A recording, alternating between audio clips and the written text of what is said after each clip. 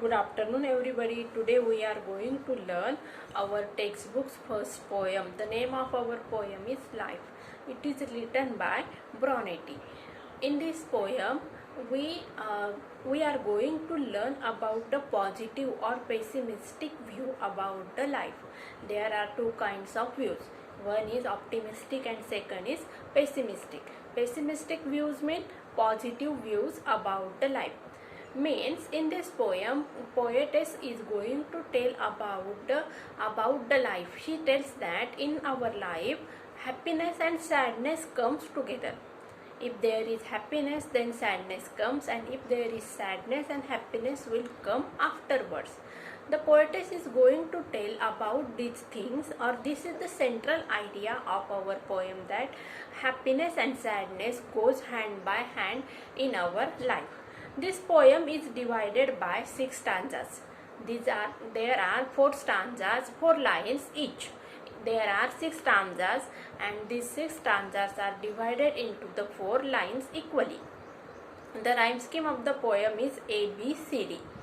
The rhyme scheme of this poem is ABCD, and the central idea or theme of the poem is that there is the positive way or pessimistic views about the life. Poetess is going to tell us that don't worry, if sadness comes, one day there will be happiness will also come.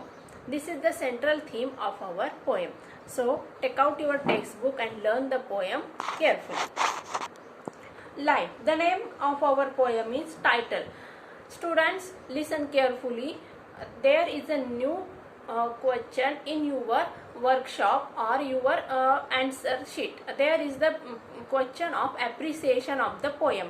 There are the 5 marks of this question. So listen carefully.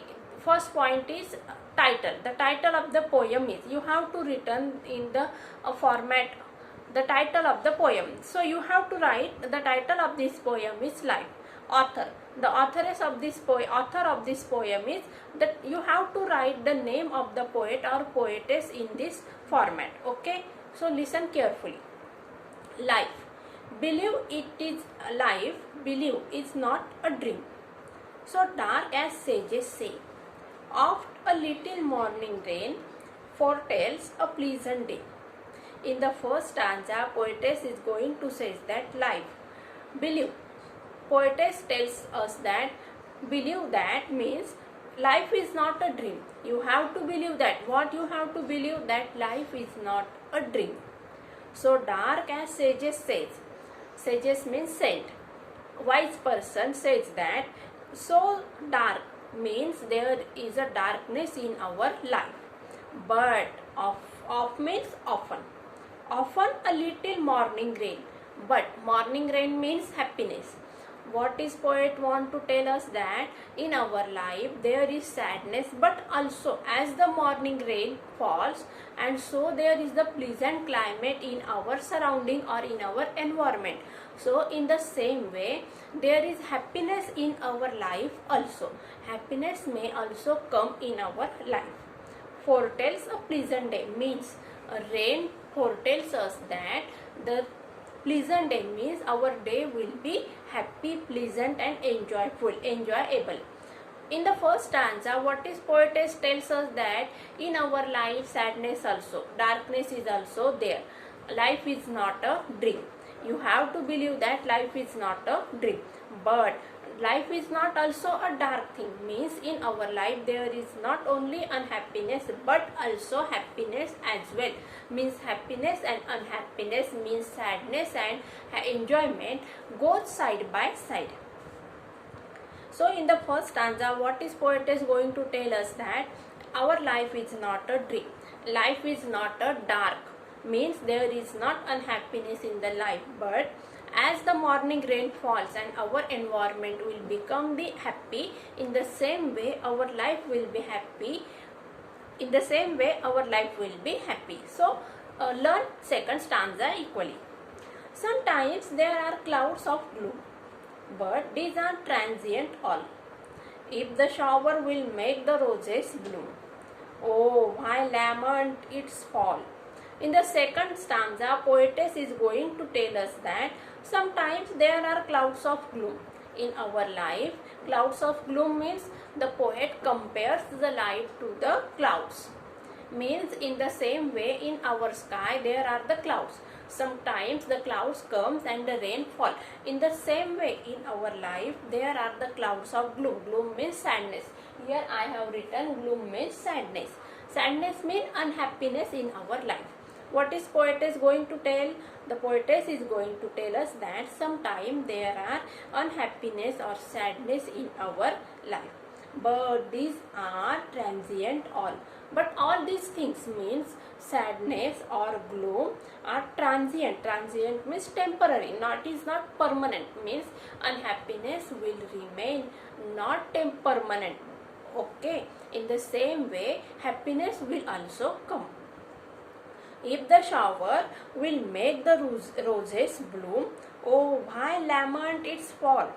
In the second line, poetess is going to tell us that if the shower will make the roses bloom, means when the rain falls, when the rain falls, the environment or our nature changes.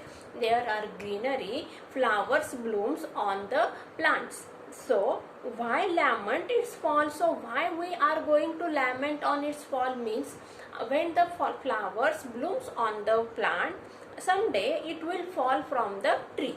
It will fall down. So why should we grieve or we lament on the death of that flower? Means what poetess is going to tell us that happiness will also come one day, and we have to enjoy our life as the rain fall and our environment or our surrounding become happy. In the same way, happiness will come in our life also. In the third stanza, what is poetess going to say is that rapidly, merrily, life's sunny hours fleet by. Gratefully, cheerily, enjoy them as they fly. Rapidly, merrily means very quickly. Rapidly, merrily, rapidly means very quickly. Merrily means happily. Very quickly and happily, life's sunny hours flit by. Life means our life. Sunny means happiness or happy days. Hours flit by. Flit by means goes by. Means what is poetess want to tell us that our happiness goes very quickly in from our life. Means happy moments never last longer. Gratefully, cheerily, enjoy them as they fly. What the poetess gives us message that we have to enjoy the happy moment, cheerful moment in our life as they comes, because they do not remain longer in our life. We have to enjoy them quickly, very quickly, because they do not stop for a longer time in our life.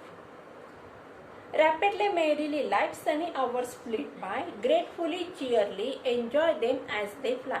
Students, at first I am tell you the English to English summary. Now I am going to tell you the Marathi translation. Okay? Now listen carefully. बघा पहिल्या स्टांजामध्ये पहिला stanza मी परत एकदा वाचणार आहे. Life believe is not a dream. Poetess कवयित्री आपल्याला काय सांगते बघा, लाईफ आयुष्य विश्वास ठेवा काय आहे, एक स्वप्न नाही आहे. म्हणजे स्वप्नात आपल्याला बऱ्याचदा चांगल्या गोष्टी पण दिसत असतात, वाईट गोष्टी पण दिसत असतात. मग कवयित्री काय सांगण्याचा प्रयत्न करत आहे बघा, लाईफ हे काय आहे, एक स्वप्न नाही आहे. सो डार्क ॲज सेजेस से. सेजेस मीन्स सेंट मीन्स तत्वज्ञ हुशार व्यक्ती थोर व्यक्तींनी काय सांगून ठेवलेलं आहे, सो डार्क आयुष्य म्हणजे खूप अंधकारमय नाही आहे. काही तत्वज्ञांनी काय सांगितले, आयुष्य म्हणजे अंधकारमय. पण पोएट्रीचं किंवा कवयित्रीचं काय म्हणणं आहे की आयुष्य म्हणजे फक्त अंधकार आहे असं नाही आहे. Often little morning rain foretells a pleasant day. Morning rain म्हणजे बघा सकाळी सकाळी ज्यावेळेस पाऊस पडत असतो त्यावेळेस सगळं वातावरण एन्व्हायरमेंट आपलं सराउंडिंग काय होत असतं, खूप आनंददायक आल्हाददायक होत असतं. आणि ते उत्साही वातावरण बघून आपल्याला सुद्धा प्रेरणा मिळत असते. मग त्याचप्रमाणे कवयित्री काय सांगत आहे, आपलं आयुष्य सुद्धा तसंच आहे. आपल्या आयुष्यामध्ये सुद्धा आनंदाचे उत्साहाचे क्षण येत असतात. म्हणजेच कवयित्रीला पहिल्या स्टांजामध्ये काय सांगायचं आहे, आयुष्यामध्ये ज्याप्रमाणे दुःख असतं त्याचबरोबर आयुष्यामध्ये आनंदाचे क्षण सुद्धा येतच असतात. सेकंड स्टांजा बघूया. Sometimes there are clouds of blue. कधी कधी काय असतं बघा, देअर म्हणजे इन आवर लाईफ. आपल्या आयुष्यामध्ये क्लाउड्स ऑफ ग्लूम, क्लाउड्स म्हणजे काय ढग, ग्लूम म्हणजे काय दुःख. आयुष्यामध्ये दुःखाचे ढग असतात, म्हणजेच प्रत्येकाच्या आयुष्यामध्ये सुख पण असतं आणि दुःख पण असतं. साईड बाय साईड सुख आणि दुःख प्रत्येकाला फेस करावं लागत असतं. But these are transient all. Transient means not permanent, म्हणजे टेम्पररी नाहीये, म्हणजे टेम्पररी आहे असं.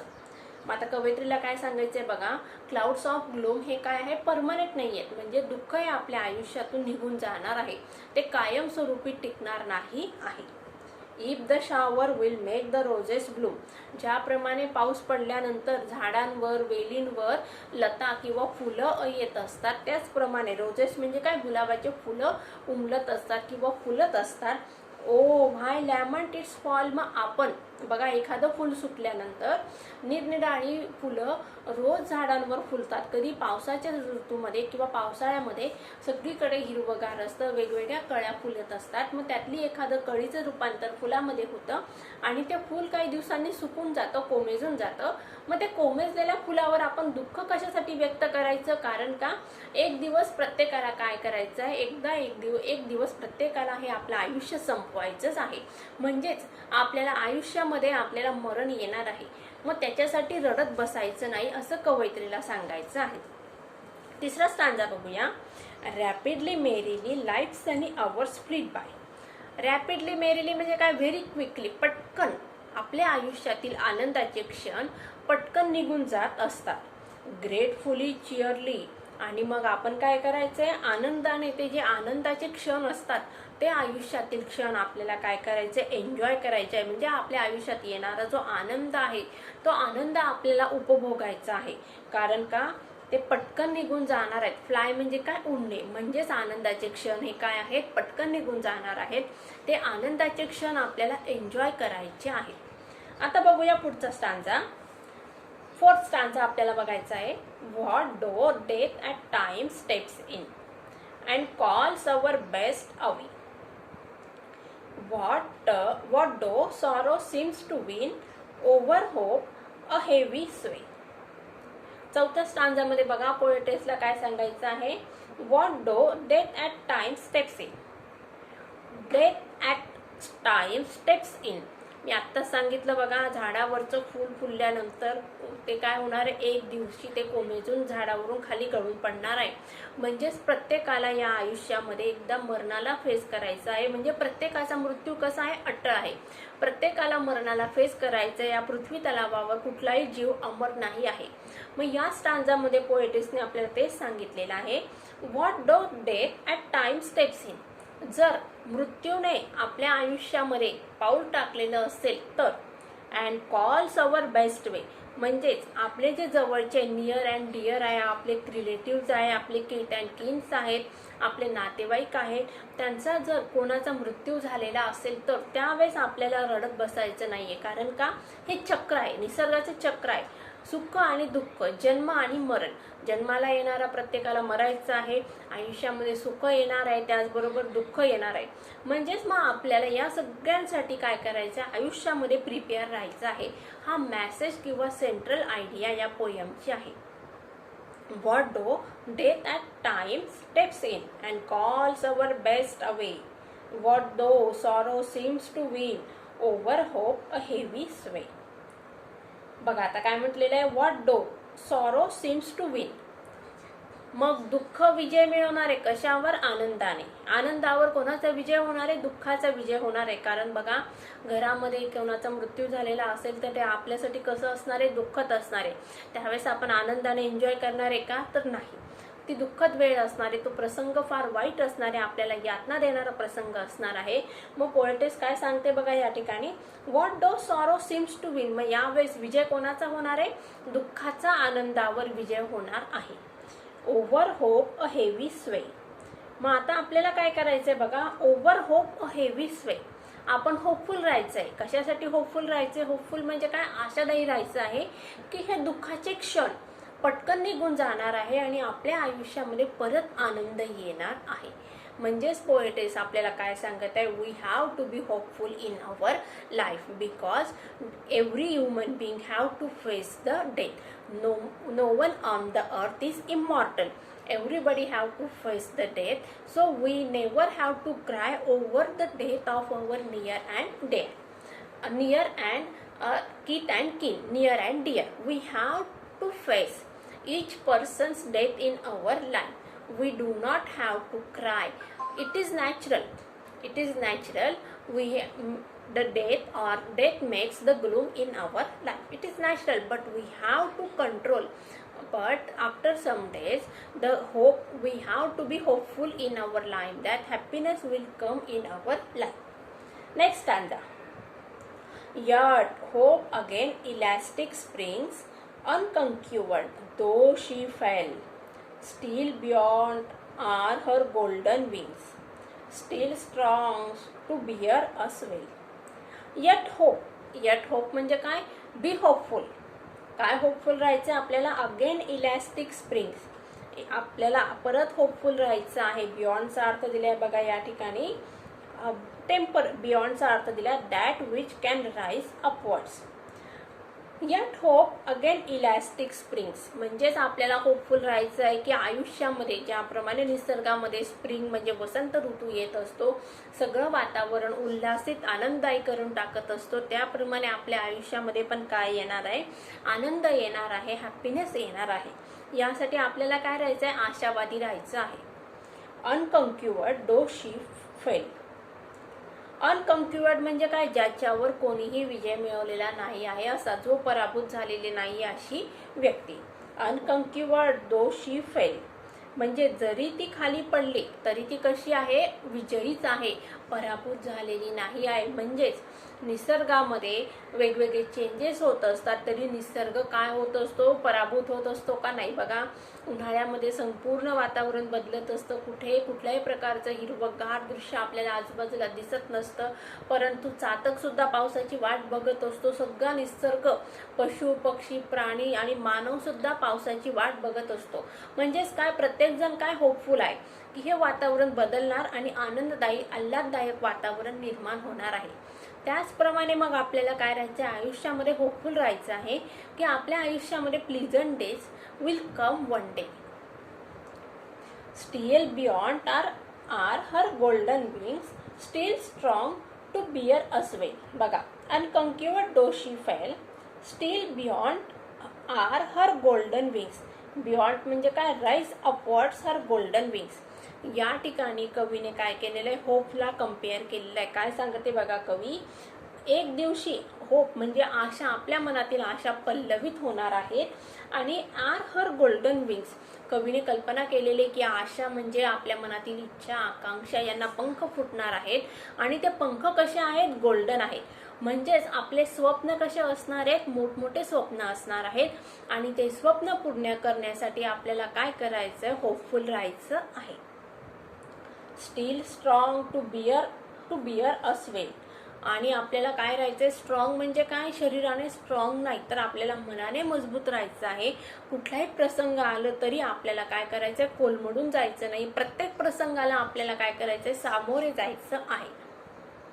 मग या लास्ट सेकंड स्टांजामध्ये पोएटेस काय सांगत आहे, आयुष्यामध्ये सुख आणि दुःख येत असतात, आयुष्यामध्ये आपल्याला होपफुल राहायचं आहे. होपफुल कशासाठी की आपल्या आयुष्यामध्ये चांगले दिवस येणार आहेत आणि आपण आशारूपी पंखांच्या साह्याने, म्हणजे ज्याप्रमाणे पक्षी आकाशामध्ये उंच भरारी घेत असतात त्याप्रमाणे आपण आपल्या आशेच्या पंखांद्वारे आकाशामध्ये भ्रमण करायचं आहे. म्हणजेच आपल्याला काय करायचं आहे, होपफुल राहायचं आहे की आपले हे वाईट दिवस एक दिवस निघून जाणार आहेत आणि आपल्या आयुष्यामध्ये आनंदाचे सुवर्ण क्षण येणार आहे. Last stanza. Manfully fearlessly the day of trial bear. आता या शेवटच्या स्टांजामध्ये कवयित्रीने मृत्यू हे अंतिम सत्य सांगितलेलं आहे. बघा, पहिल्या स्टांजामध्ये कवयित्रीने आपल्याला आनंदाची, दुःखाची ओळख करून दिली, आयुष्याची ओळख करून दिली, त्याचबरोबर मृत्यूबद्दल थोडीशी आपल्याला ओझरती कल्पना दिलेली होती. परंतु शेवटच्या स्टांजामध्ये, अगोदरच्या स्टांजामध्ये आपल्याला कवयित्रीने काय मेसेज दिला होता? आपले जे नियर आणि डिअर आहेत त्यांचा जरी मृत्यू झाला तरी आपण काय करायचं? दुःखी व्हायचं नाही. दुःख हे प्रत्येकाला होणार, पण त्या दुःखामध्ये पूर्णतः बुडून जायचं नाही किंवा कोलमडून घ्यायचं नाहीये, तर एक दिवस आपल्याला उभं राहायचं आहे. आणि शेवटच्या स्टांजामध्ये पोएटेस काय सांगत आहे की आपल्याला स्वतःला जर मृत्यूच्या प्रसंगाला सामोरे जायचं असेल तरी आपल्याला कसं करायचं? ते सशक्तपणे त्या मृत्यूला सामोरे जायचं आहे, कारण मृत्यू हे अटळ सत्य आहे. बघूया, मॅनफुली फिअरलेसली. फिअरलेसली म्हणजे काय? कुठल्याही प्रकारे न घाबरता. मॅनफुली म्हणजे काय? निडरपणे. ब्रेवली आपल्याला काय करायचंय? The day of trial bear. The day of trial bear म्हणजेच प्रत्येकाला आपल्याला मृत्यूला सामोरे जायचं आहे. डे ऑफ ट्रायल म्हणजे काय? या ठिकाणी आपल्याला मृत्यूला प्रत्येकाला सामोरं जावं लागणार आहे. एक दिवस आपला मृत्यू येणार आहे आणि त्या मृत्यूला सामोरे जाण्यासाठी काय करायचं? आपल्याला तो मृत्यू आपल्याला सशक्तपणे, अगदी कुठल्याही प्रकारे न डळमळता आपल्याला आनंदाने मृत्यू फेस करायचा आहे, मृत्यूला सामोरं जायचं आहे. For gloriously, victoriously. बघा, कवयित्रीने काय सांगितलेलं आहे? मृत्यूला कसं सामोरे जायचं आपल्याला? ग्लोरियसली म्हणजे वैभवाने. आता या ठिकाणी वैभव म्हणजे पैसा, अडका, संपत्ती, जमीन नाही, तर आपल्याला आनंदाने मृत्यूला सामोरे जायचं आहे. कुठल्या प्रकारचं दुःख व्यक्त करायचं नाही, रडत बसायचं नाही की माझा मृत्यू होत आहे, मला मरायचं नव्हतं अजून. आपल्याला जे देवाने जेवढं आयुष्य दिलंय ते तेवढं आयुष्य आपल्याला त्याच वेळी आनंदाने जगायचं आहे, कारण मृत्यू हे अटळ सत्य आहे. मृत्यू कधी येणार आपल्याला कोणालाच माहित नाही, आणि आलेला मृत्यू आपल्याला कसं फेस करायचा आहे? आनंदाने फेस करायचा आहे. For gloriously and victoriously can courage quell despair. Courage म्हणजे काय? धैर्य. क्वेल म्हणजे काय? एंड करणे. एंड म्हणजे काय? नष्ट करणे. डिस्पेअर म्हणजे काय? निराशा. म्हणजेच बघा, या ठिकाणी मृत्यू याच्या प्रसंगाला सामोरे जाण्यासाठी आपण निराश न होता, उदास न होता तो मृत्यू काय करायचा आहे? आनंदाने, निधड्या छातीने त्या मृत्यूला सामोरं जायचं आहे. हा मेसेज कवयित्रीने आपल्याला या पोयममधून दिलेला आहे. परत एकदा मी तुम्हाला थोडक्यात समरी सांगते. बघा, प्रस्तुत पोयममध्ये कवयित्रीने काय केलेलं आहे? लाईफ. लाईफ म्हणजे काय? आयुष्य. आयुष्यामध्ये वेगवेगळे प्रसंग येत असतात. कधी प्रसंग दुःखाचे असतात तर कधी आनंदाचे प्रसंग असतात. जन्म असतं, मृत्यू असतो, आनंद असतं, दुःख असतं. या ठिकाणी कवयित्रीने आपल्याला निसर्गाचं एक्झाम्पल दिलेलं आहे. निसर्गामध्ये ज्याप्रमाणे उन्हाळ्यामध्ये वेगवेगळे चेंजेस होतात, निसर्ग पूर्णतः कोलमडून जात असतो, सगळीकडे काय असतं? वातावरण बदललेलं असतं. पण जसा पावसाळा सुरू होतो, निसर्ग अचानक वेगाने बदलत असतो. म्हणजेच बघा, या ठिकाणी उन्हाळा म्हणजे काय? मग निसर्गाच्या आयुष्यातील दुःख. तर पावसाळा म्हणजे काय? निसर्गाच्या आयुष्यातील हॅपीनेस. त्याचप्रमाणे आपल्या आयुष्यामध्ये मग आनंद आणि दुःख हँड बाय हँड, म्हणजे एका हातात हात घालून दोघं चालत असतात. ज्याप्रमाणे आयुष्यात आनंद येणार, दुःख येणार, सुख येणार, दुःख येणार, हे चालूच असणार आहे, हे कवयित्रीला सांगायचं आहे. आणि त्याचबरोबर ज्याचा जन्म झालेला आहे त्याचा मृत्यू अटळ आहे. माणसाला मरणाला सामोरे जायचं आहे. मग हे मरणाला सामोरे जाताना प्रत्येकाने काय करायचंय? आनंदाने सामोरे जायचं आहे. हा मेसेज कवयित्रीला या पोयम मधून द्यायचा आहे. अशी ही सोपी आणि सुंदर अशी पोयम आहे लाईफ, रिटन बाय शार्लेट ब्रॉनेटी. आणि ही पोयम तुम्हाला समजलीच असेल आणि पुढच्या